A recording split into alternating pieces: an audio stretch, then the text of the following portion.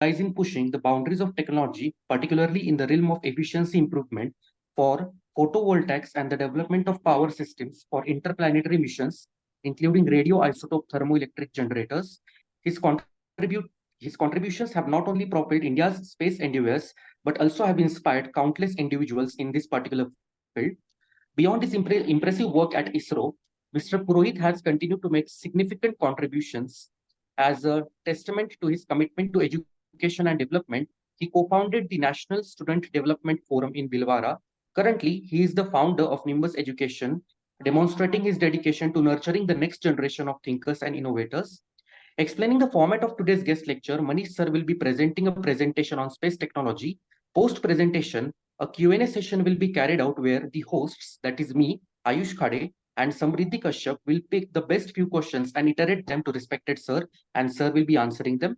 Hence, all the participants, all the students present out there, start dropping your questions in the chat box. You won't be allowed to speak to maintain discipline. So drop your questions in the chat box and we'll try to cover all the relevant questions in the Q&A round at the end if time allows us to. So without further delay, please join me in extending a warm welcome to Mr. Manish Purohit Sir. And we are extremely pleased to have you here. Manish Sir, all over to you.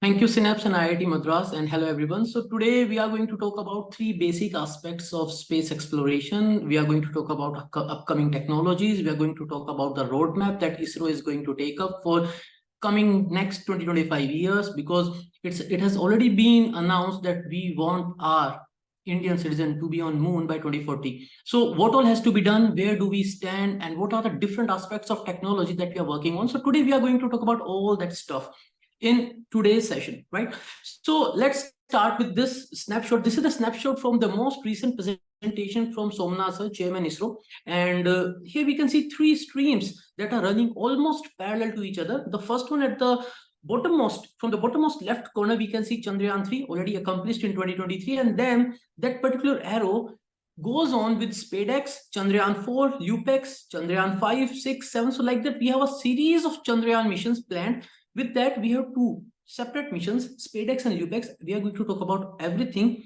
in this particular aspect. Then we have one more stream that starts from human exploration in Earth orbit, which moves in the Gaganyaan, the direction of the Gaganyaan, with humanoid in moon, human in moon, and then moon landing, human moon landing. And if you see the timeline at the bottom, there's a strip. So that goes from 2023 to 2040. Everything has been clearly mentioned here. We have Bharatiya Antariksh Station planned by 2035. Lunar cruise, they are planning for the docking with Artemis Gateway, because Artemis Gateway is going to happen in the Artemis mission of NASA. So all big things are going to happen here, and we are going to discuss everything. The third one is the most important aspect, the launch vehicles, because nothing can be done without a powerful launch vehicle. A suitable launch vehicle is a must for any space endeavor. If you can't beat the gravity of Earth, then that's all. Everything just stays there on the Earth. And if you stay there on the Earth, then there is no space exploration possible. So HLVM-3 means human-rated LVM-3 are the most successful and the most powerful launch vehicle right now that we have with ISRO is Launch Vehicle Mark 3, 640,000 kgs launch vehicle. And we are going to improve the launch capabilities of this launch vehicle over the period of time. We are going to go towards NGLV, which will be using the semi-cryo engines that are right now under testing and development at the ISRO facilities. And then we have NGLV HR. HR is for human exploration, human rated NGLV. And then we have augmented NGLV, we can see, for a little heavier lift capabilities. So let's start. So if we see, so this is the very first thing. If you talk about the technology aspect, so mostly I want to focus on this thing. You can see here, opto-quantum. So this is what right now ISRO is focusing on, opto-quantum. Not only ISRO, actually, every space agency, or whether it's a private one or a government owned, they want to have a communication setup that is in the field of optical communication with quantum key distribution for better security. And why they are doing that? Because recently we have ISRO as a nation, India as a nation, we have adopted two policies. One is the space policy and other is the quantum mission, with the vision that we will be having fully developed quantum capabilities, quantum computing capabilities with us. So ISRO has already demonstrated quantum key distribution capability over a distance of 300 meters, where they have it has been done by SAC Ahmedabad, the application center of ISRO, that is stationed in Ahmedabad. They have developed this thing. So Space Application Center Ahmedabad have done line of sight communication between two campuses that are 300 meters away. So what exactly is QKD and why ISRO wants to do that? Because optical communication can drastically increase the data rates. You can see here 1 Tbps is written here. And if you see here, for Earth observation, we are planning to have real-time video streaming. Means from the satellite, we want to have a real-time video streaming. So such capabilities need higher, better data rates, improved data rates, and then optical communication can for sure provide that higher data rates. So, but it has to go quantum. Why quantum? Because it has to be a more secure one. China is working on that. US is working on that. In recent mission of US, they have sent laser optical communicators on the Psyche mission. Psyche mission is a mission that is going to Psyche 16 asteroid to study the asteroid, and on that mission they have stationed one payload which is going to use laser communication. They are going to communicate with the help of lasers, and if that happens, if that goes successfully well, this means that the data rates that are possible will improve drastically for satellite communication. So now, what exactly ISRO is going to do that? I am going to cover that quantum key distribution is the very first concept that we are going to cover today. And then we are going to move to the different aspects of the technology that we are going to develop. Okay, fine. So let's start. So quantum cryptography is a term that is very, very relevant when you talk about quantum computers. And quantum cryptography, the most well-known example of quantum cryptography in quantum computers is QKD, quantum key distribution. What happens in quantum key distribution is, when two people, and the best example, the most celebrated example in the world of quantum is Alice and Bob. So when Alice and Bob, they want to communicate with each other, they share a common key. That's a quantum key they share with each other, and they encrypt and decrypt their data with the help of that particular key. And if some third person tries to overhear or eavesdrop, then to the basic principles of quantum mechanics and quantum physics, he or she, whoever it is, can be easily caught, and it can be easily found out whether someone is listening to that particular information. Now, how that happens? So quantum key distribution is a way to securely share a secret key between two parties. Alice and Bob is a very celebrated example that is used in the world of quantum computing. It uses the principles of quantum mechanics to make it impossible for an eavesdropper, Eve, the name of the eavesdropper is Eve. So when Alice is communicating with the Bob, Eve, when he or she tries to listen to what they are talking about, physics does not allow that to happen. Why? Because there's a basic principle. The principle says that if you try to study the state of quantum system, you break it down. Means, if you have seen that very famous series that came on Albert Einstein, when he talks to Niels Bohr, and when they are talking and crossing the road, and he says that in quantum, if you are not seeing, if you are not looking at it, it's not there, it's everywhere.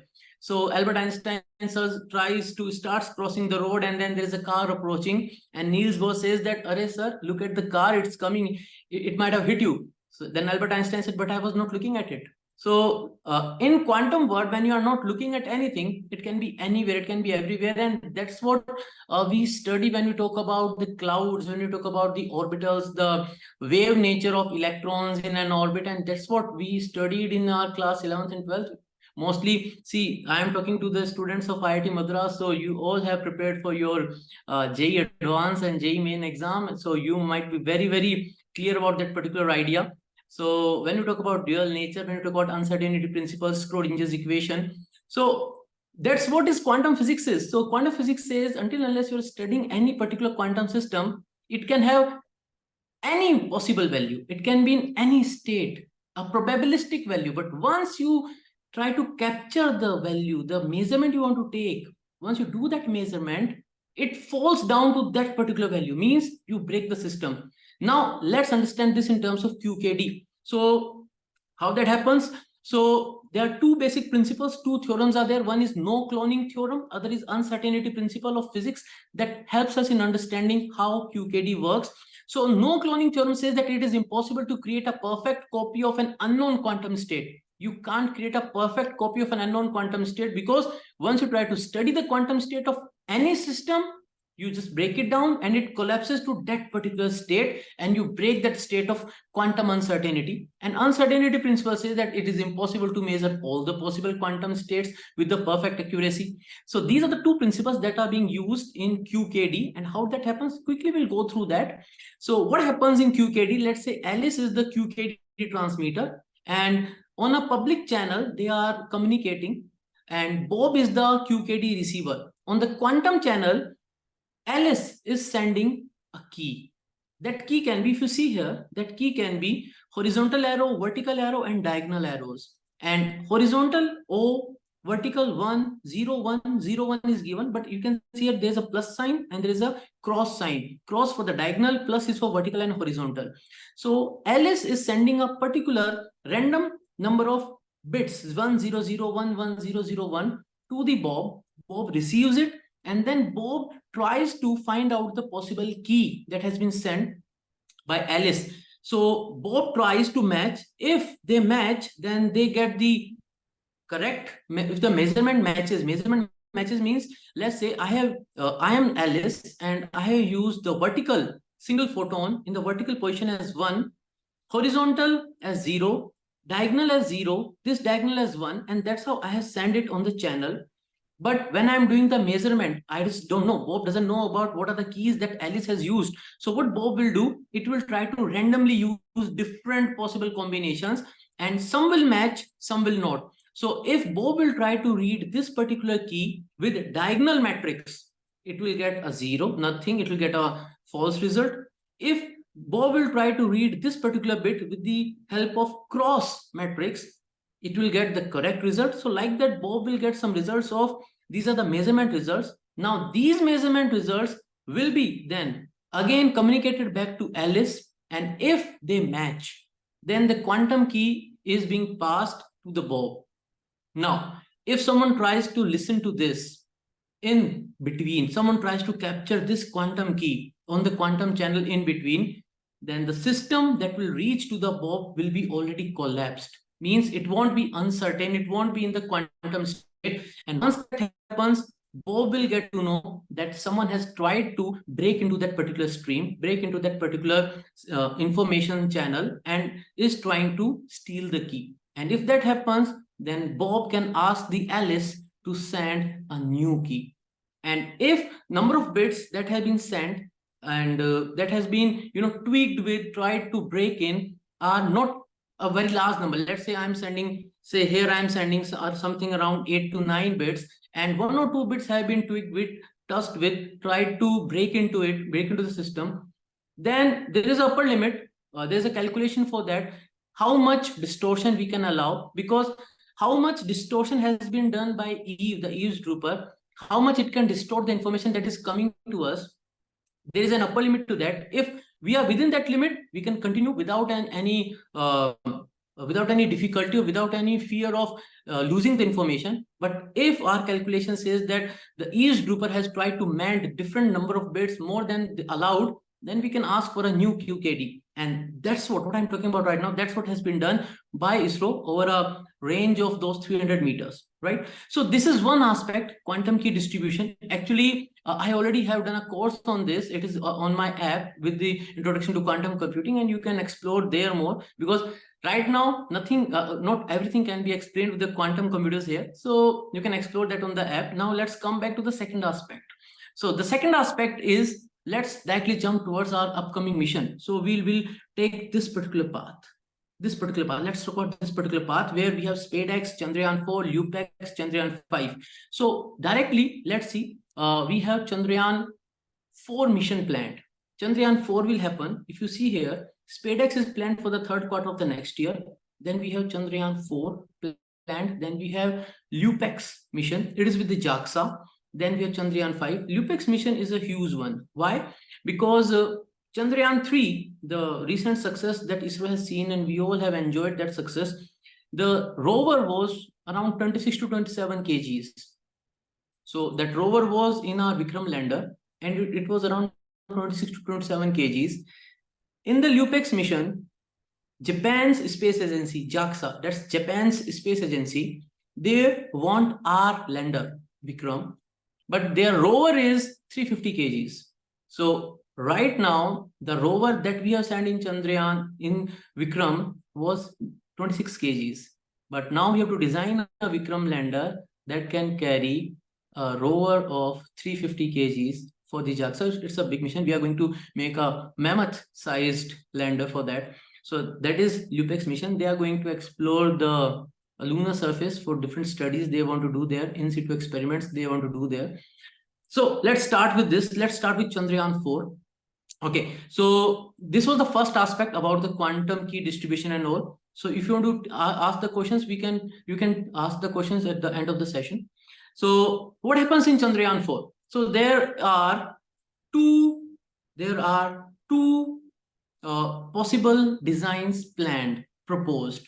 The one says we will be sending, if you see here, we will be sending one transfer module and one re-entry module on GSLV Mark II, and we are going to send our lander with a sender module. A sender module will be the one that will collect the sample, will lift off from moon surface, come into the orbit, dock with the transfer module, and bring the sample back on Earth. And that will happen with GSLV Mark III or LVM-3, our launch vehicle, which took the Chandrayaan 3. The other proposed plan is we may have a PSLV, which will carry the re-entry module. And I will talk about the details also. And as we took our Chandrayaan 3 in launch vehicle Mark III, same configuration will fly. So we will have a transfer module, a service module, our lander, and our ascender module.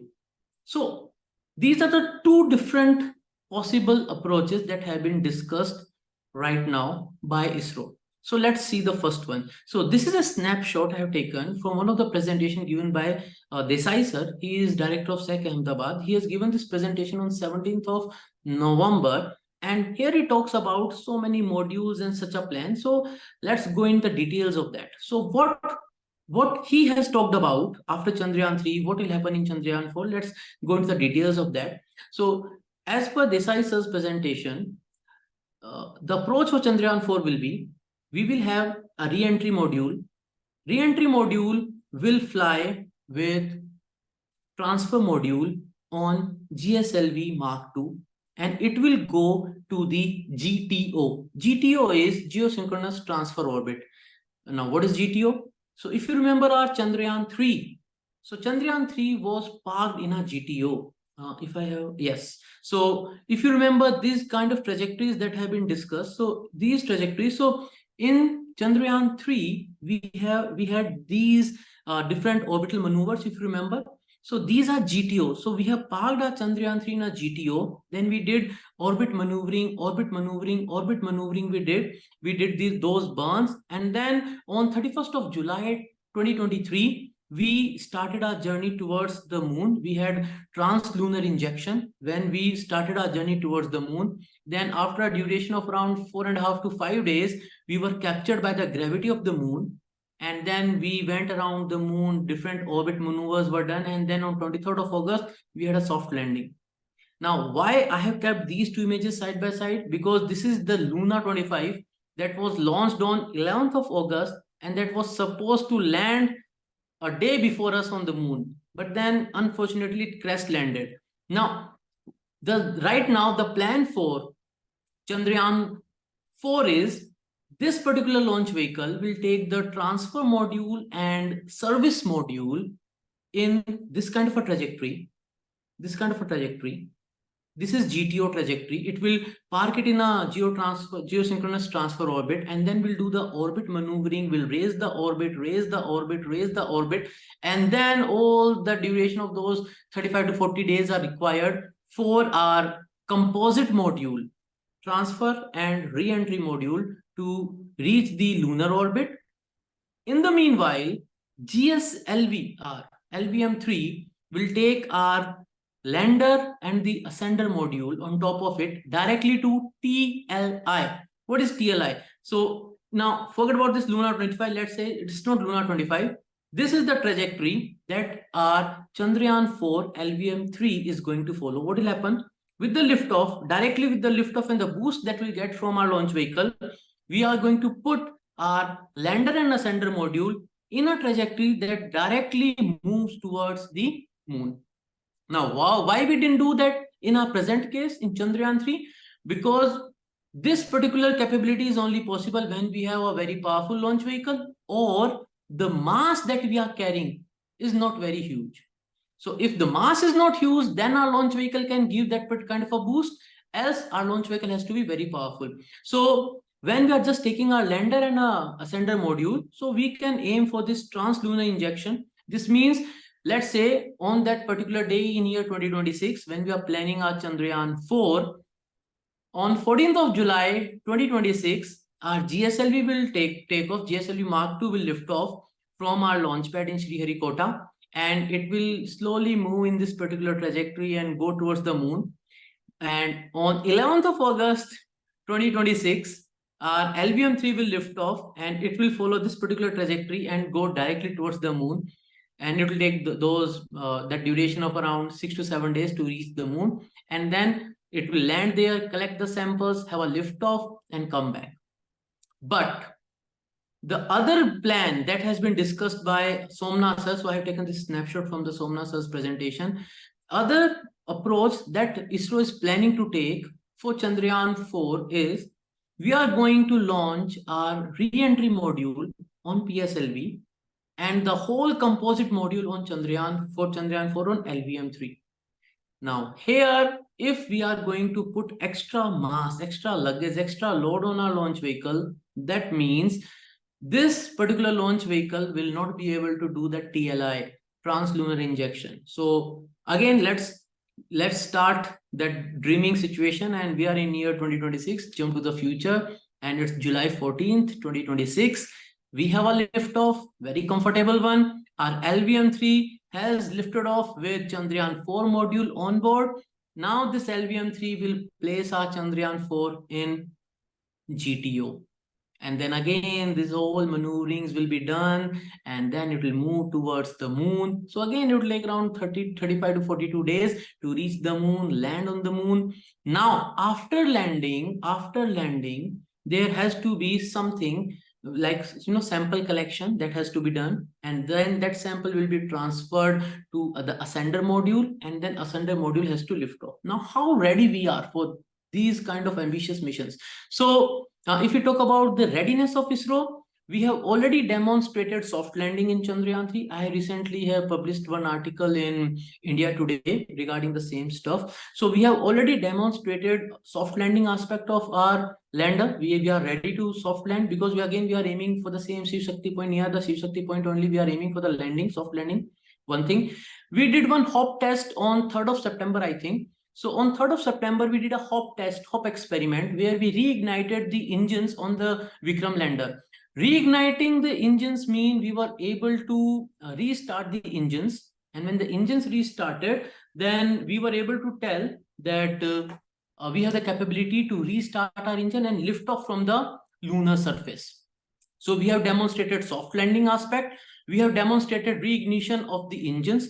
We have already done drilling on the lunar surface, and we have already demonstrated sample in situ sample collection and in situ experiment, and reading the values and doing the experiment. This means sample collection for Chandrayaan-4 is not going to be a big issue. So landing aspect has been taken care of. Sample collection, drilling into the lunar regolith will not be a big issue, and reigniting the engines is not going to be a big issue. Then recently, our propulsion module has traveled all the way back from the lunar orbit with very calculated orbital maneuvers. We are able to bring it back into the Earth's orbit. So bringing something back from the lunar orbit towards the Earth orbit has already been demonstrated. So if we break down missions like sample return missions, what we are aiming for in Chandrayaan-4, so there are 5 crucial steps that are soft landing, sample collection, and then lifting off from the lunar surface, then orbital docking. That is the main aspect of sample return, orbital docking. Then traveling towards the Earth and re-entry. In year 2007, this particular module has already demonstrated re-entry capabilities. We have already demonstrated re-entry capabilities here with the SRE mission. It was SRE mission. It was launched on PSLV launch vehicle. It went to a height of around 650 kilometers in a polar orbit, and then it has made a re-entry into the Earth's atmosphere and safely landed. And we have all the data that was captured during that whole mission. So we have demonstrated re-entry. We have demonstrated re-entry of a crew module also in the CARE mission in 2014. So we have expertise in re-entry. We have done those experiments. Soft landing taken care of. Reigniting the engines for liftoff from the lunar module done. The biggest aspect that remains is docking into the lunar orbit. In-orbit docking. In-orbit docking is the next mission that we are planning. So ISRO is planning in year 2024 in the third quarter. SpaceX is the name of the mission. So what is going to happen there? And ISRO has already submitted a patent for that docking mechanism, the docking mechanism that has been developed by the in-house team of ISRO. So in the docking mechanism, they have already filed a patent for that design. So what is going to happen there is there are going to be two different spacecrafts. One will be the target, other will be the chaser.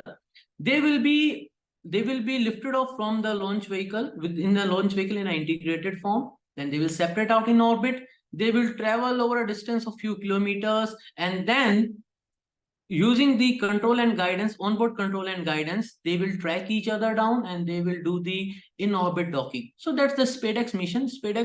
The full form for the SpaceX will be Space Docking Experiment. That's what ISRO is planning in the next year. So that's what is about Chandrayaan-4, the upcoming mission. So if we go back and look at this particular slide, so once we have the SpaceX in 2024, then we will have Chandrayaan-4 mission in 2026. After that, we are going to go for LUPEX.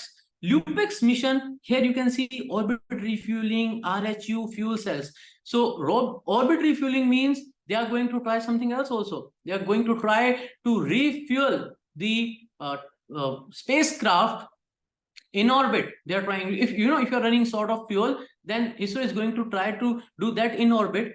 RHU is radioisotope heating units. So I have worked a lot on radioisotope thermoelectric generators. That is kind of a technology that we need when we plan missions like Chandrayaan or missions that go way beyond the Earth's orbit towards the Mars and beyond the Mars, because as we move away from the Earth, we are also moving away from the sun. So solar insolation, the solar radiation, its intensity, it starts falling down drastically. Intensity follows the relation of 1/r squared. So as the distance increases, intensity falls down in the inverse proportionality of r squared. R is the distance from the sun. So as solar intensity falls down, the power generating capabilities of solar cells, solar panels, it also falls down. So either you have to make big panels or you need something else. Now, if we talk about our Chandrayaan-3, there has been a question always asked to me when I went for the media interaction or when I given talks in different institutes, that why our mission was planned just for 14 Earth days, while even Luna was for a bigger duration, Luna 25. Why we were not planning for the bigger duration? Why our missions were not planned for the bigger duration? So the reason being, on moon, sun will be shining for 14 Earth days, and then for the next 14 Earth days, there will be night, very cold, dark, chilling night on moon. So, and we just had solar panels there. We just had solar panels. Now, if you read this thing, RHU is not going to generate any power. RHU is radioisotope heating unit. Right now, ISRO is partnering with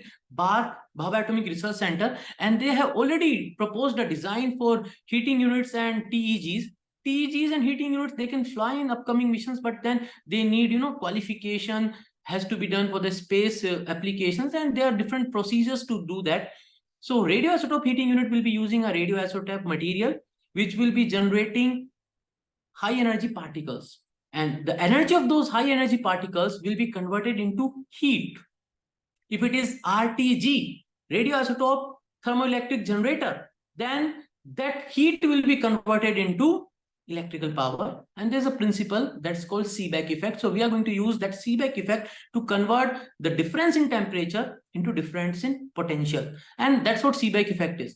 But right now in RHU, we are not going to generate any electrical power. In RHUs, we are going to use that high energy particles to generate heat. Now, why we need that? Because what happened in Chandrayaan 3 was, once the sun sets on moon, then temperatures, they just take a dip.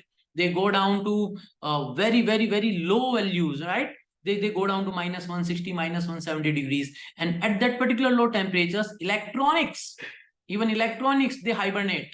They go into deep sleep. And what happened? We were trying to wake up our Chandrayaan 3, but it didn't wake up. So that's highly uncertain if we are not having any heating unit with us on board. So that's why we need, if we don't have RTG, at least we should have RHUs, so that they can keep the temperature of that particular box, that heating unit, at that particular temperature which is required for them to function properly, so that when again the sun rises and it starts generating power with the help of solar panels, then if our electronics is not cryo-cooled, if it is not getting cryo-cooled on the lunar surface, then there is a possibility that we may revive it after those 14 nights on the lunar surface, so that we can extend the duration of the mission.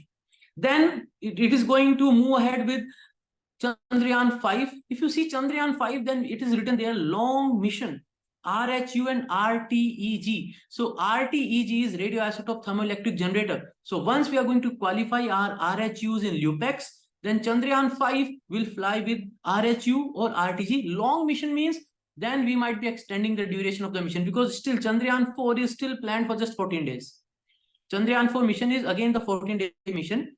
Chandrayaan 5 might be a longer duration, maybe a month, 2 months, 3 months mission, maybe 100 days kind of a stuff, maybe there. And then we have Chandrayaan 6, Habitat ISRU. So this is something that is related to building a base, setting up the base there, studying different parameters there, because it's a long-term plan. Because if we see here with Chandrayaan 6 here, you can see already Bharatiya Antariksh Station will be coming to the reality.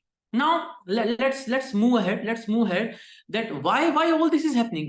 If you see this, ISRO is doing so many things: Earth observation, satellite communication, navigation, space science. So many things are happening. See here, it's written ExoBird mission, Aeronomy missions, space weather, Venus orbiter, Mars landing. So this part comes in our astronomy kind of an explorations, because there has been, see, Aditya. Why we need Aditya mission? Because we want to study the sun. Why? Because sun controls the space weather. If you talk about low Earth orbit, then most of the missions in upcoming future, most of the missions will be focusing on low Earth orbits. If you talk about exploratory part, then we might be going to the moon, we might be going to the Mars, we might be going to the Venus, into the deep space. That is for the exploration, research part. If you talk about the business part, business aspect of the space economy, then most of the stuff will be done from low Earth orbit. Starlink project of SpaceX, thousands of satellites are going to be in the low Earth orbit. Then all those nanosats, CubeSats, they are going to go into the low Earth orbit. Now, Kuiper mission that Jeff Bezos is planning, again the low Earth orbit. OneWeb satellites, low Earth orbit. Global positioning system, low Earth orbit or middle Earth orbit. So this is the point where maximum business lies. Earth observation satellites, remote sensing satellites, means anything that you can extract in the form of a business from the space will be done from the low Earth orbit or the middle Earth orbit segment.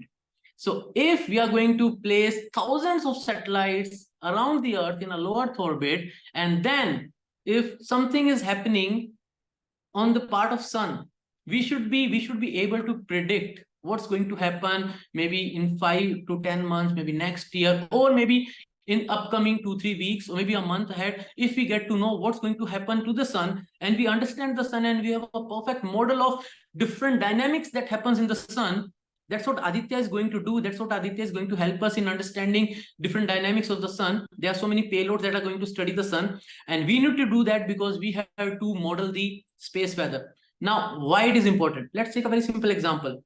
Right now, what's happening in Tamil Nadu? We had a very severe cyclone, and then the whole life devastated. And IIT Madras, so Chennai, havoc, nature has played a havoc there when the cyclone made that it touched the land. Then heavy rains, torrential rains, high speed winds, and flood like situation. So, but since we knew that there is a low pressure belt in Bay of Bengal, this may happen. So the damage that happened was reduced a bit. But if you're totally unaware, then many lives would have been lost. Many fishermen that might have went into the Bay of Bengal for fishing. So that could have been a very difficult scenario to explain, right? So same thing is expected from these astronomical exploratory missions, these experimental web satellites that we are designing. Even NASA is having so many missions to study about the exoplanets. We have our one ExoWorld mission. We had a payload on Chandrayaan-3, shape payload, that was supposed to study the light that is coming after passing through the Earth's atmosphere, so that we can understand better how spectrum changes, what are the signatures in the spectrum of sunlight or starlight when it passes through a planet which supports life. So these are the things that right now ISRO is doing, taking up. Obviously, ISRO has just started all these missions. ESA has done so many. NASA has done so many. Even right now, there's a mission, Europa Clipper, planned for the next year, which is going to study about the Europa, the moon of the Jupiter, where there is a possibility of life. And then there is a mission called Euclid, which is going to talk about the dark energy and dark matter stuff of the space. So these are the missions that are exploring the universe. And then why I'm talking about all this, because I think that students have to be brought on the same level of understanding about astronomy and astrophysics. And I have announced a course also on that, so you can explore that thing. There's a course on the app, Nimbus Education app. You can explore there. It has already been announced, and I'm going to launch this course on the 3rd week of December. So you can enroll in that course if you are, if you are more interested in such missions. The next astronomy missions are INSIST and Daksh. So you can see here, Daksh twin satellite configuration, each mass 130 kg, 450 power. And they are going to, what Daksh is going to do, they are going to explore about the gravitational wave events. And INSIST is Indian Spectroscopy and Imaging Space Telescope. So it is going to study the stars. So right now, slowly we are taking those steps when we are going to explore the astronomical phenomena of what stars, white dwarfs, and different aspects we are going to explore. And Daksh and ExpoSat, we are going to launch ExpoSat in December, and which ExpoSat is going to search for black hole dynamics. So ExpoSat is there. INSIST is for the stars. Daksh is for gravitational waves.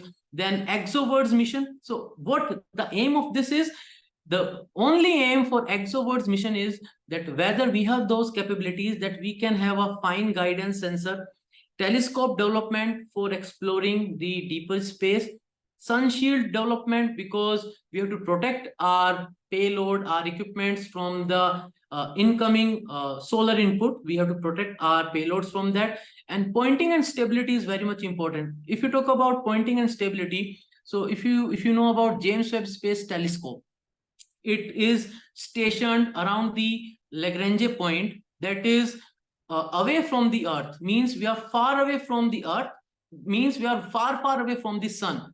We have taken up that point, and at that point, the James Webb Space Telescope from that point looks into the deep space, and we are going to explore forming of the very first galaxy when it formed, the very first star when it was forming. We want to get that kind of information from the deep space. And there is a big kite-shaped heat shield that cuts out the infrared radiation or the heat input that is coming from the Earth and the sun. Why? Because those sensors that are there on the James Webb Space Telescope, they have to operate at very low temperatures, 50 Kelvin to 10 Kelvin. And if we are not able to cut out the infrared radiations that are coming from the Earth or the sun, then we are never able to reach that particular low temperatures, what all we may try, because sun is continuously putting in the heat into the surrounding of the solar system. So that kind of stuff we are going to try in ExoWords mission.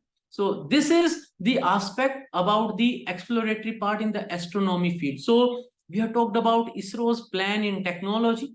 when we talk about the upcoming technologies, whether it is for the quantum key distribution, for quantum opto communication setups, high bit rates, high data rates, or we talk about the different kind of missions that ISRO is planning, and these all are one of their kind missions which ISRO has never tried, because till date ISRO was more inclined towards those missions that were beneficial for society in the direct way, means remote sensing, then uh, earth observation, communication. So ISRO was doing most of the missions, almost 100% of all the missions that ISRO has taken up till date were either communication satellites or remote sensing satellites or earth observation satellites that can have direct impact on the life of common people. But now with the new space policy, three different segments have been made in ISRO. One is the ISRO, which is going to take care of challenging tasks like this, something new, more exploratory work, more research work has to be done.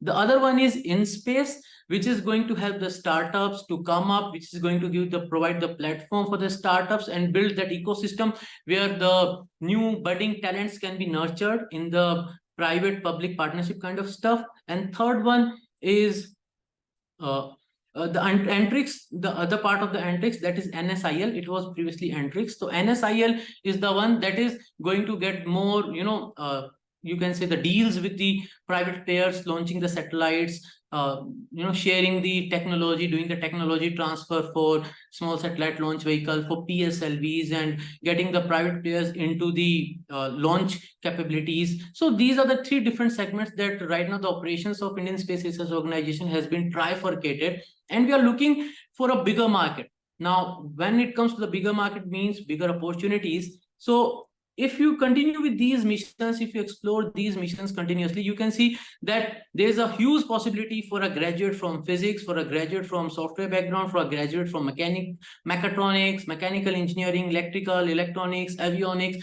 All the aspects are open. Even astrobiology is the field that is going to boom in the space sector in India in upcoming years with Gaganyaan mission. Fine. So let's move. So the next and the most important aspect is launch vehicles. So let's have a look at this particular slide. We have different launch vehicles here. The very first one is for Gemini, then we have Saturn, then we have Artemis, then we have our LVM-3, then we have Long March, and we have Soyuz. So what is common in all these? The common in all these is there is a pointed nose and some nozzles, small nozzles are coming out. So all these are human flight rated launch vehicles. Either they have taken astronauts or cosmonauts or tachionauts in them, or they are planning to do that. For Artemis and for LVM-3, we are planning it. Artemis is the second return to the moon mission from the NASA. So they are going to carry the astronauts. So these are called the crew escape modules. Now, there's a big difference here. What is the difference here? Difference here is Soyuz has never taken any astronaut. What Soyuz only Saturn is the only launch vehicle that has taken any astronaut to the moon. It has to do that. ISRO has to take the astronauts in the low Earth orbit. Long March of China has taken the astronauts in the low Earth orbit. They have their space station there. Changyong is the name, I think. So they have their already they have the space station there, Chinese space station. So they are frequently carrying their astronauts, the crew, to the low Earth orbit. Soyuz is right now doing the taxi services for NASA, because once the shuttle program was shut down and then they didn't have any other launch vehicle, so Soyuz was doing that. Now you might be saying, but there is SpaceX, there is Blue Origin, Virgin Galactic is there, Boeing is there. They're also trying to do the same stuff. Then why I'm not showing that here? Because they follow a totally different approach. Now you see the difference. So right now, if you see, all these guys are having pointed nose with some nozzles, and all these guys, they don't have pointed nose and you can't see any nozzle, right? This is SpaceX Crew Module, the Dragon capsule that carries the astronauts to the space. This is Boeing's Starliner that is going to get space qualified, and it is going to carry the astronauts. ULA is the United Launch Alliance launch vehicle.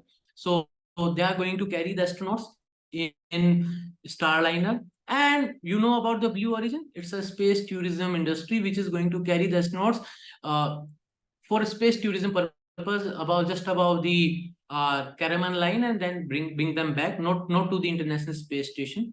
And this was done by NASA way back when they were exploring the capabilities to lift off with astronauts.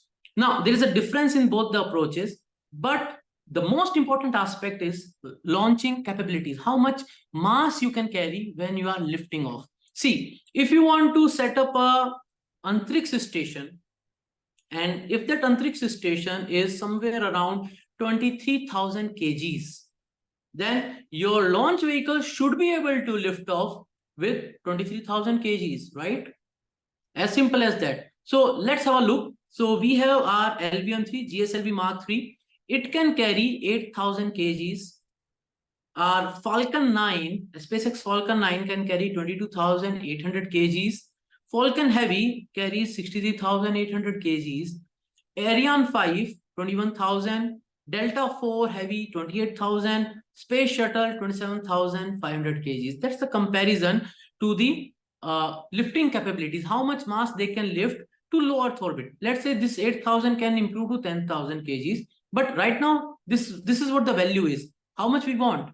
Our Bharatiya Antriksh Space Station is going to be somewhere around 20,000 to 23,000 kgs. So this means either we have to increase the capacity, launching capacity, or we have to carry our space station in small segments, and then we have to do the docking, in-orbit docking in the low Earth orbit. Now let's compare. So Falcon Heavy, 63,800 kgs. Now let's see here.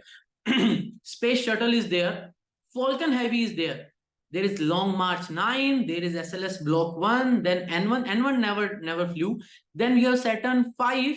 Saturn 5 was having capability of carrying 140 tons, means 140,000 kgs to low Earth orbit. And it carried humans to the moon. SLS is planning to carry humans to the moon, and it has a capability of 95,000 kgs. It can carry 95,000 kgs to low Earth orbit. This is huge number. Now compare with this number. So we have to cover a lot of ground if we talk about carrying humans to the moon by 2040. The very first and the very most important aspect is launch vehicle. How we are going to beat the gravity of the Earth. So you need a powerful launch vehicle. These are the powerful launch vehicles that are planning to beat the gravity. Long March 9 can carry 140 ton, means 140,000 kgs. Long March 9. Starship Super Heavy can carry 150, yani 150,000 kgs to low Earth orbit, and they are planning to directly go to the Mars. No, it's a huge machine. So if we talk about capacity building, then we need powerful launch vehicles. Now, what makes the launch vehicles powerful? This is the comparison. What makes the launch vehicles powerful? Launch vehicles are made powerful by powerful engines. So if we talk about Saturn V, that carried astronauts to the moon very first time, it had F1 engines. Those F1 engines were able to generate the thrust of 7,770 kilonewton, one engine. And there were 5 such engines. So roughly around 33,500 kilonewton of thrust was generated by these are the engines, F1 engines of Saturn V. So Saturn V was, now you remember these numbers because we are going to compare the numbers here. So we were getting 35,500 kilonewtons of thrust when we are planning to lift off 140 tons, 140,000 kgs to low Earth orbit. If you want to take our astronauts to the moon, and if we just follow what they did for Saturn V, we need this much thrust in the stage 1. And the stage 1 was kind of, semi-cryo stage. It was kind of semi-cryo stage, means they were using cryo fuels, and I think it was RP1 or liquid oxygen, like that.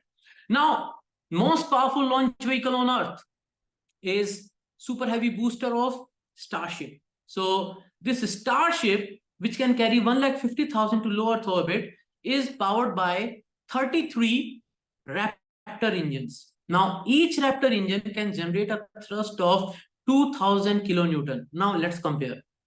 F1 engine can generate a thrust of 7,700 kilonewtons. We just needed 5 for this much thrust. Raptor engine generates, see, 7,000. This is around 2,000. So just you can say around 3.5 times less, around 2,000 kilonewtons. But then there are 33 Raptor engines.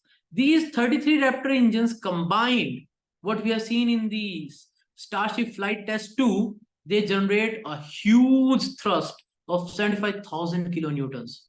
So see the difference. The thrust is 33,500 kilonewtons. Capability is 140,000 kgs to the low Earth orbit. Thrust is 75,000 kilonewtons, and capability increases immensely, 150,000. Right, 150,000 kgs to the low Earth orbit, 75,000 kilonewtons of thrust. Now let's compare. We are going to compare these. We are going to compare these.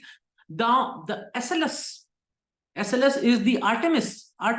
In the Artemis mission, we are going to use SLS launch vehicles. These SLS launch vehicles are going to use RS-25 engines, which can generate 2,000 kilonewton of thrust. We are having 4 such engines. With these 4 such engines, we are not going to get 39,000 kilonewton. How we are going to generate 39,000 kilonewton? So if we go back and see, then in SLS, we have 2 solid boosters.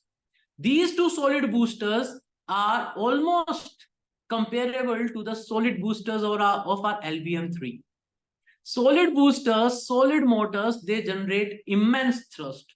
They are the thrust powerhouse. But then there are other limitations to the solid motors. So apart from these 4 RS-25s, we are going to use 2 solid boosters to generate a thrust of 39,000 kilonewton. So 33,500 kilonewton thrust, Saturn V, astronauts on the moon. 75,000 kilonewton of thrust directly going to the Mars. 39,000 kilonewtons of total thrust in the first stage, again planning to take the astronauts on the moon. And then we have, these are the long march engines. China is planning to take astronauts on the moon, their crewed mission, their taikonauts, they call their astronauts taikonauts, their taikonauts on the moon, and they are going to use this engine. It's a semi-cryo engine with 1,200 kilonewton of thrust. 1,200 kilonewton of thrust. And how much thrust they want to generate in the first stage? 27,000 kilonewton. So roughly we can say they might be using around 25 to 27. So if you see here, if you see closely here, you can see multiple nozzles here. So they are going to, the way SpaceX is using for the Starship Super Heavy booster, so same way clustering is going to happen in Long March also, the China's Long March, which is going to carry the crew to the lunar surface, going to carry their taikonauts to the lunar surface. So they are going to use this semi-cryo engine, and this semi-cryo engine will generate 27,000 kilonewton of thrust.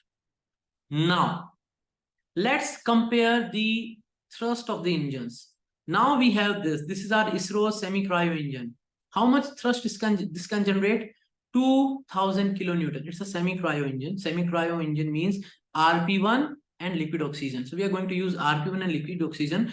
This semi-cryo engine that is right now under development in ISRO. They are right now calibrating the different aspects of it. We already have the mission sanctioned. The whole project has already been sanctioned by the government of India. The funds have been released, and ISRO is working, overtime to realize this particular engine, this particular machine, because this machine is going to improve our launch capabilities. Now, how this is going to improve? Now, if you compare our semi-cryo with Merlin of SpaceX, it is just 980 kilonewtons. 980 kilonewton Merlin engine, and SpaceX uses Merlin engines in Falcon. They use Merlin engines in Falcon Heavy. In Falcon Heavy, they use 27 Merlin engines. 27 Merlin engines, each Merlin engine 980 kilonewtons of thrust and liftoff capability of 63,800 kgs. But then Falcon Heavy is not space qualified for human flight. They can't carry humans on Falcon Heavy as in the given design, because the vibrational load or acceleration load and different loads that build up, mechanical load that builds up on the astronaut body when it lifts off, is beyond the limits that are allowed for the human rating. So it is not human rated right now. The Falcon Heavy can't carry the crew because it is not human rated. It can carry heavier payloads. It is going to lift off tomorrow early morning around 7 a.m. There is a mission planned. SpaceX is going to carry US Space Force is having a mission of a space plane by Boeing, something similar to our RLV, reusable launch vehicle. If you have followed ISRO's missions recently, we had RLV, reusable launch vehicle demonstration, in which we have landed our RLV in we had a liftoff and then it landed on our runway. So we are doing that development of our reusable launch vehicle. It's a space plane. Similarly, there is a space plane from Boeing. X-37B is the name, and seventh flight of X-37B. It's orbital vehicle. So Falcon Heavy is going to carry that particular space plane into the orbit, and then I think they are going to do some maneuvering and going to bring it back and land on the on the runway in their facility, just like space shuttle.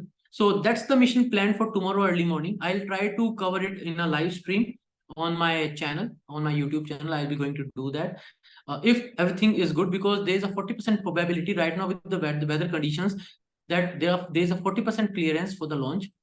And if it rains at that time, then there's a possibility that they may scrub it off for the day, right? So if we talk about the launch vehicle engines, so Merlin is having 980 kilonewton of thrust, and we are generating a semi-cryo engine with 2000 kilonewtons of thrust.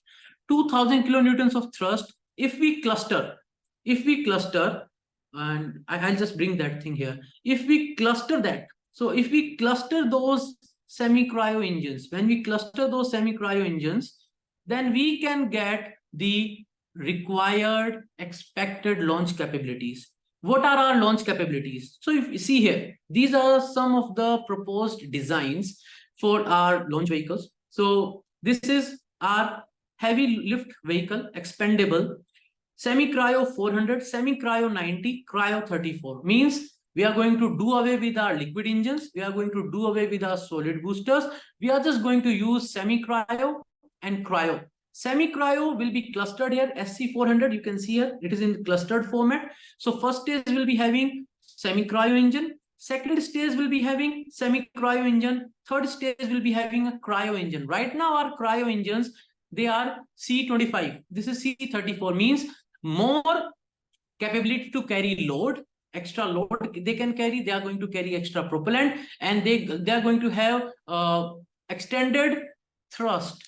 Right now, the thrust is, they have improvised the thrust improved it from 19 to 21 tons. So till now, our cryo engines were generating thrust of 19 tons. Now they can generate improved thrust of 21 or 22 tons of thrust they can generate. Means they can carry more propellant and they can carry heavier load, or if they are carrying lighter load, they can carry it for a longer distance.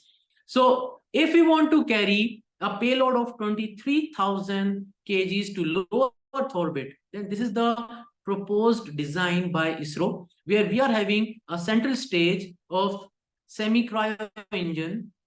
Then we are going to have two other semi-cryo engines as the boosters. Then again, the second stage will be a semi-cryo, and then we are going to have a cryo stage. So this means in future, our liquid engines and solid booster-based engines, ISRO is not going to depend on them much. ISRO is going to develop semi-cryo and cryo stages. Even in the semi-cryo stage and cryo stages, ISRO is planning to use ISROcene, a specific space-grade kerosene developed by ISRO, and they are planning to use methalox engines. The more greener the fuel is, better ISRO wants to use that for. So they are aiming for the methalox engines. They are much greener fuels, because the liquid engine that we have, Vikas engine, and the propellant that we use, so that is effectively carcinogenic. That is deadly for humans. So we are going to do away with that. So we are going to build up our launch capabilities with upcoming design upgradations. These are some proposed designs, because we want to have our Bharatiya Antriksh Station. Now, let's spend some 5 to 10 minutes about what possible can be the design of our Bharatiya Antriksh space station, a Bharatiya Antriksh Station. See, we are aiming for a 20,000 kg Antriksh Station. So when the Salute was launched by Roscosmos, Soviets that time, so it had this kind of a design. This is one of the module docked, crew module docked. This is the crew module docked. This is a crew module docked, and this is that space laboratory. And the dimensions, if you see, the mass you see, so it falls in that particular limit. When China first launched their space lab, it was around 8,000 kgs. It was just 8,000 kgs. And then when they got the expertise from 8,000, then they moved to the next, and now they have the full-fledged space station in low Earth orbit. So possibly what may happen is ISRO might be following what Soviets followed. This is the Proton launch vehicle which Soviets have used to launch their space station in the low Earth orbit. It was a single mission to the orbit, where this whole setup was their space station. It was inside this payload fairing on the 4th stage of the launch vehicle, lifted off, placed it into the orbit, and then astronauts were flying, cosmonauts were flying there, and they were staying and they were doing the experiments. Also, the possibility of how many astronauts or cosmonauts that we are going to sustain in our Bharatiya Antriksh Station. So probably right now they're proposing 2 to 3, not more than that. And stays also not for extended duration, like in International Space Station, astronauts stay 24/7 continuously. Someone is there in the International Space Station, but it won't be that way in our initial design of Bharatiya Antriksh Station. I think they are planning for a shorter duration of, I think, 5 to 6 days, it seems. So gradually the design will improve, but how they can carry in a single stage if the launch vehicle is having the capability to lift off with this much amount of payload. P/L is the payload to the low Earth orbit. 23 ton means 23,000 kgs payload, right?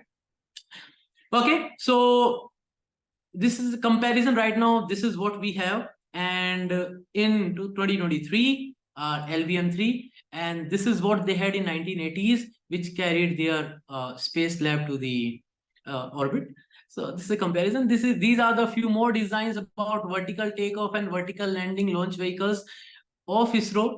In the backdrop, you can see here we have Falcon 9 booster landing on a seaport.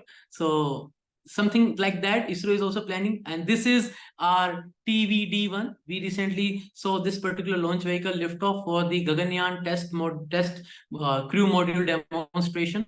So we had this thing, and ISRO is also planning a space plane with a launch vehicle kind of a stuff, and gradually these details will come out. So like these, so this is space plane from the Boeing that is going to take flight. Space rider from the ESA. Virgin Galactic is also having that, and we are also planning to have a space plane that is going to lift off. This is going to have totally different applications. It is going to have a payload, Bay Area, and mostly applications for space plane right now are towards the army, and for the strategic applications. Mostly it is being discussed that mostly strategic applications will be there. The applications that we are going to use a space plane for will be for the military purposes and all that, and details are going to come later on. Let's see what happens there. But now, so this is again a screenshot from Somnath Sir's slide. This is the final slide of his presentation, where we get a very clear idea that what we are aiming for. So we are aiming for a Chandrayaan series in upcoming times: docking, robotics, sample return, long duration missions, in situ resource utilization. We are planning from Chandrayaan 3, 4, 5, 6 series. Then Gaganyaan mission is planned. We want to have our astronauts in orbit, in space, and bring them back safely on Earth by 2025. Then we have our Bharatiya Antriksh Station planned by 2035. So if we have a look here, this tank kind of a stuff is inflatable habitat that goes in a compressed format, and then it inflates there in orbit. So it is inflatable habitat, this part, in kind of tank kind of a structure that you can see. These are the docking ports where when crew will go, they are going to dock here. And this is evolution of our launch vehicles. So if you see here, this blue and green, this represents the semi-cryo stage, means upcoming launch vehicles of ISRO will be using semi-cryo, and this will be X34. As we can see here, it has been mentioned here, C34. So C34 means better operated cryo engines will be used, and high thrust semi-cryo engines will be used. We are going to do away with our liquid engines. Solid boosters will still be there. These are the solid boosters. They are still there. These are the Vikas engines that we are going to do away with. Then these are our next generation launch vehicles with the boosters on the side. And these black things you can see here. So they are giving the hint, these black things and these grid fins, they are giving a hint that we are going to design them in a reusable format. These are the landing legs and these are the grid fins. Means this stage is expected to come back and land. This stage is expected to come back and land with the help of grid fins and landing legs. And we can also see grid fins, landing legs here. So what we can make out from these pictures is that ISRO is planning to have vertical takeoff, vertical landing, reusable first stages, uprated engines, semi-cryo engines, because we have to build our capacity. Right now, we don't have launch capabilities that can take our Bharatiya Antariksh Station into the orbit. And to reach there, we need at least 20,000 to 23,000 low Earth orbit launching capabilities. So we need semi-cryo engines and we need clustering of them. But going from that point to liftoff capabilities of 60,000-70,000 kgs to low Earth orbit is again going to be a very big task. If we want from 2035 to 2040, we want to take humans to the moon, Indians to the moon effectively. Okay, so that is all from my side. I hope I was able to convey the different aspects on which right now ISRO is involved in and working on. And if you have any questions now, we can have maybe for next 10 to 15 minutes, we can take questions. Sure, sir. You are amazing. Even I was engrossed in the entire session for an hour. Samrit, you can directly proceed ahead with the questions in the next 15 minutes, as sir already conveyed. Sure. First of all, thank you, sir, for the lecture, and let's move on to the Q&A. So, first question is asked by Nidhi.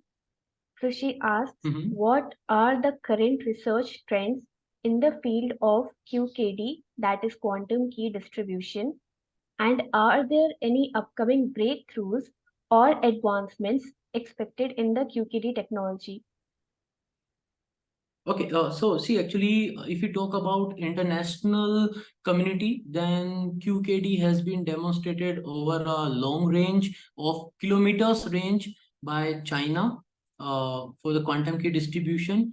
If you talk about quantum computing, and what ISRO has demonstrated till now is up to 300 meters, and we want to increase that thing. So we are going to launch satellites that are going to have a QKD network for quantum key distribution over the range of those different kilometer range, increase the capabilities for having, telecasting the QKD format videos. We can have a video conference that is completely encrypted with the help of QKD. So right now, a lot of things are to be done in the field of QKD. If you talk about different research possibilities that are right now existing in India, so there are a few labs. There's a lab in DRDO, ISRO is working, SEC Ahmedabad is working. Then there is a lab in ISC, there is a lab in RRI, Bengaluru. So these are the institutes that are right now involved in quantum computing and developing these technologies. So you can explore their websites and you can explore their work. And if you wish to work on those particular projects and that particular field, so obviously after doing your basic graduation and post graduation, then if you qualify for that, you can take part on those, you can enroll on those in those institutions and be part of those projects. All right, sir. So our next question is asked by Mayank Bharti, and he asked that why not use the same technique of changing trajectory slowly, like of Chandrayaan 3 for Chandrayaan 4, as it will carry a mammoth size of lander and rover. So is ISRO planning to do something different because this is not a hit or try kind of mission? Okay, so if we go back there and see, then I have talked about both the two designs. If you see here, one of the design talks about same. This approach talks about the same stuff, what you are talking about here. So we are going to park our composite module in the GTO, and then gradually we are going to raise the orbit and do the TLI. But if we are going to use this particular approach, then since the load will be lesser, so we can directly aim for TLI. Because see, it is defined by the capabilities of your launch vehicle. If you have a powerful launch vehicle, then you are never going to do this maneuvering, because it takes time. Okay, we have mastered the art of orbital raising and orbital maneuvering, but then staying such a long duration for such a long duration in space, going in orbit, you have to be very lucky that nothing goes wrong. You have to be very lucky for that, because there are so many subsystems, there are so many sensors are working, there are so many operations that are happening. So you have to be very, very lucky that nothing goes wrong, and we have been very lucky. So shorter the duration of this journey and directly reaching the destination earlier, it's always preferred. So yes, we can have both the approaches. The better one is, if you have a powerful launch vehicle, the better one is going directly to the moon. Got it, sir. So, next question, it is asked by Ashutosh Kashyap, and he asked that Elon Musk envisions a self-sustaining city on Mars within a few 20 years. So, what preparations have been made for that, or is it a vision more of a like speech stunt? And how do you see this ambitious vision? Like, is it just a like stunt that he made in the Cybertruck launch event? No, actually, see, someone has to make ambitious, someone has to take ambitious steps, have to set ambitious goals. Let's go back in 1950s and 1960s. It's not like that US or USSR, they were not exploring the possibilities of space and using the space for totally different purpose. They were aiming to use the space for military and the different purposes they were aiming, because that was a Cold War era. But then, with the launch of Sputnik and then the first person in space by Soviets, the whole new thing started, going to the moon. At that time, same thing might have been asked, that is it possible to go to the moon? It's so far away, no atmosphere, nothing, we know nothing about the moon. But then we have sent people to the moon, we have sent astronauts to the moon, and they have stayed there, and we had so many missions. And then that part happened.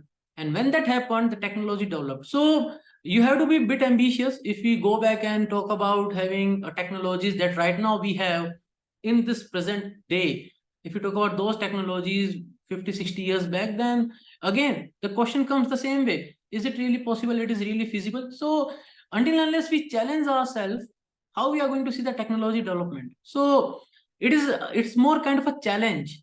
It's an ambitious challenge that has been set forth, whether it is a car named Tesla that drives itself and takes care of everything, super powerful, super robust, and very safe, or it's a Starship kind of a launch vehicle that is super powerful, having super powerful liftoff capabilities. So once we challenge ourselves, then only technology nurtures. So it's good. Yes, so like in 1950s, John F. Kennedy, he just asked uh his all his citizens that why can't we set high standards for ourselves? And in next 10 years, they were Yeah, on moon. see, the legend has it that that thing was, the president was convinced for such kind of a mission based on a novel. So, how ambitious that was. So sometimes you have to do something out of the league to be out of the league. Yes, sir. So also one of our students, wait a minute.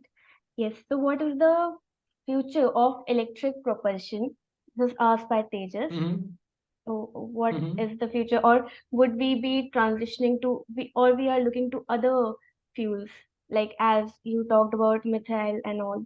Okay, Psyche mission of NASA that is going to travel somewhere around 2.2 billion miles of distance is totally dependent on electronic propulsion.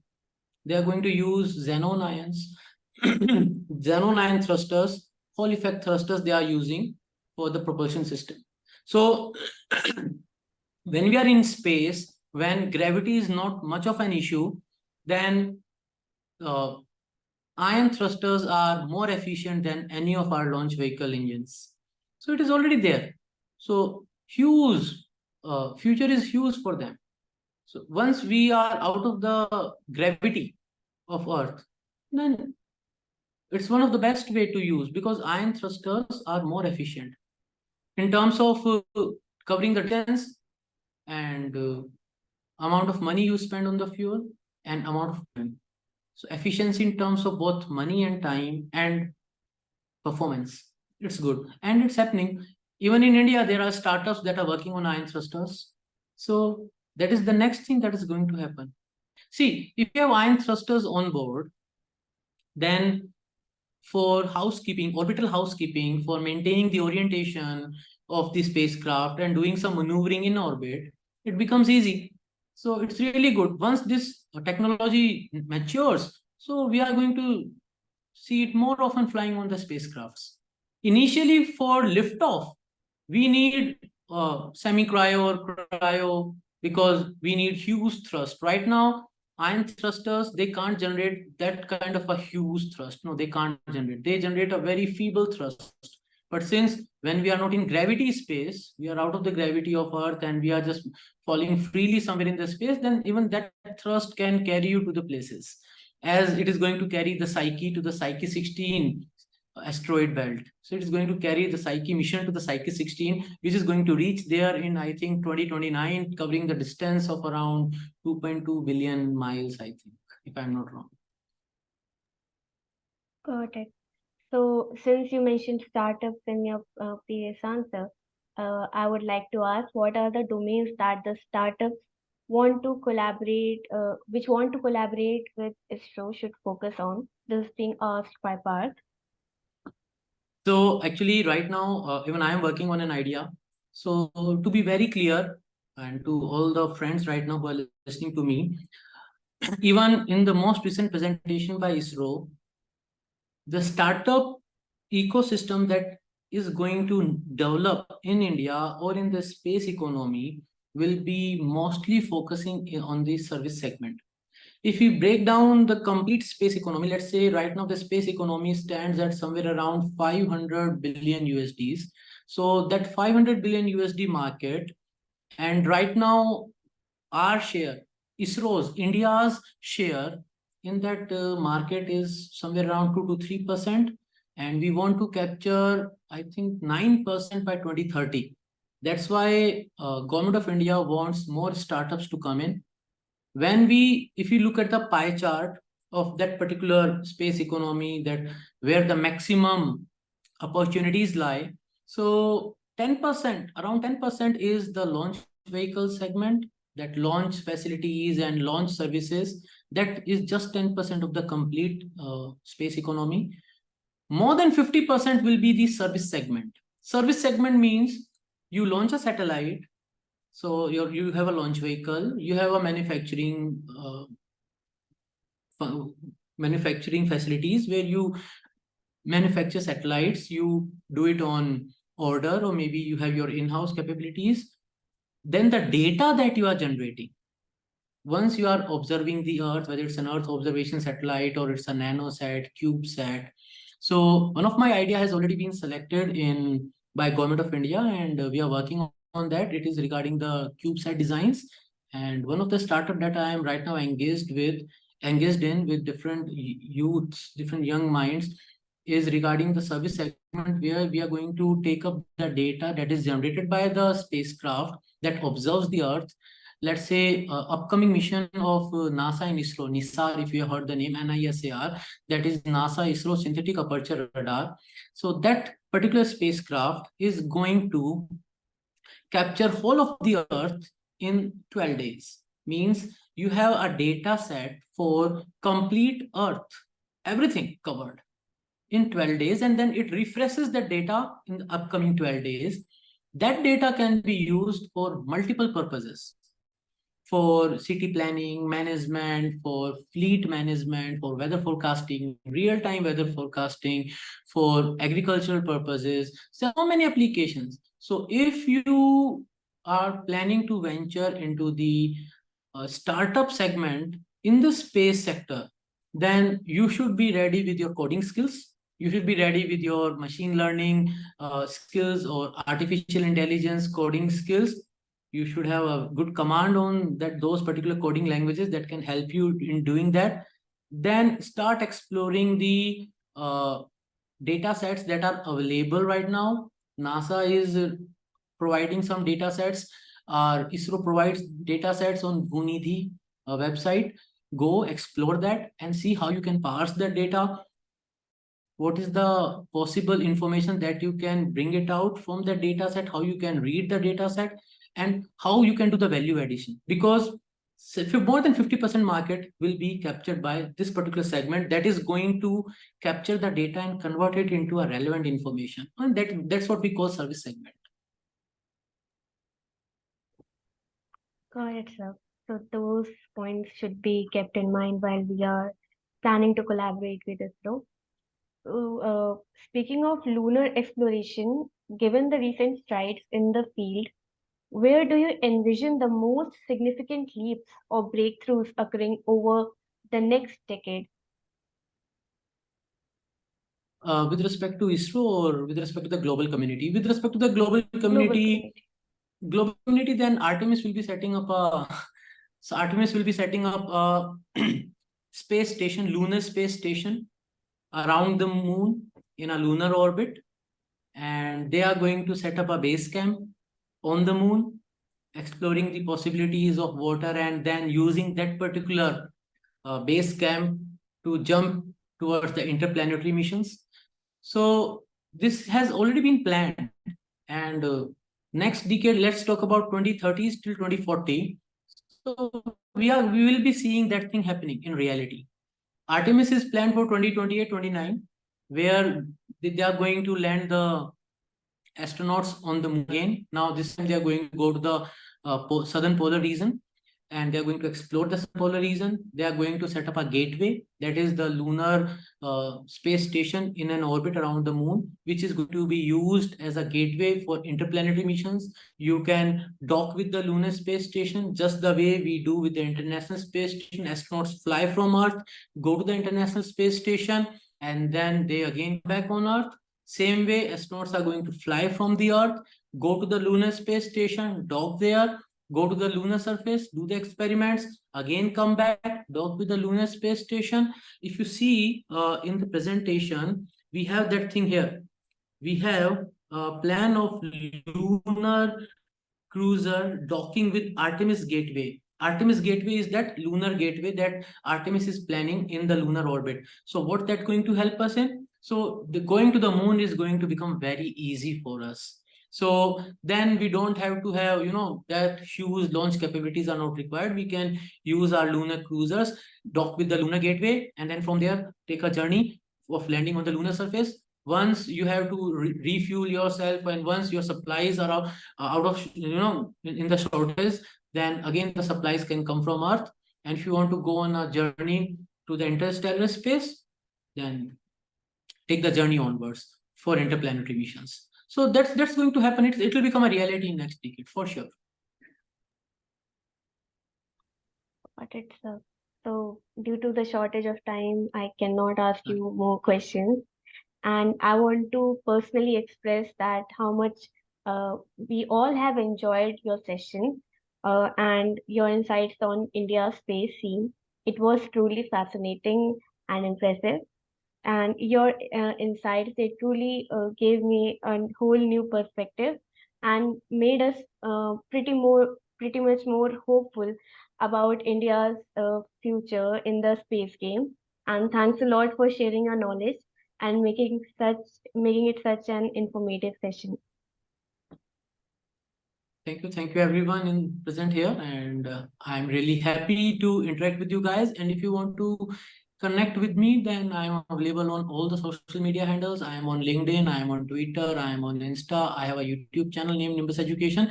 So if in case you have any queries, you can drop me a message there, and for sure I'm going to respond for that. Don't worry about that. So stay connected, and I hope you all enjoyed the session. And thank you, IIT Madras Synapse, for giving me this opportunity to interact with the students. Thank you. Thank you so much, sir. I have already dropped down the link of all the required channels and your app as well in the chat section. So I hope students will be able to connect with you. Uh, so concluding the guest lecture, as we come to the end of this insightful and thought-provoking guest lecture, I would like to express my sincerest gratitude and appreciation to our esteemed speaker, Manish Purohit Sir, for sharing his expertise and knowledge with us today. His unique perspectives and enlightening insights have enriched our understanding and opened up, new horizons in the field of space technology. As I have already said multiple times, do not forget to follow Nimbus Education and on YouTube and other social media platforms to learn more from Manish sir. The links have dropped down multiple times, and the links will be shared in the WhatsApp group and via mail as well. You don't have to worry. Thank you, Manish sir, and thank you everyone for joining in. Have a good night. I'll be ending the guest lecture with Manish sir's permission. Okay, sure. Thank you. Thank you, everyone. Thank you. Thank you so much, sir. Thank you everyone for joining in. Have a good night.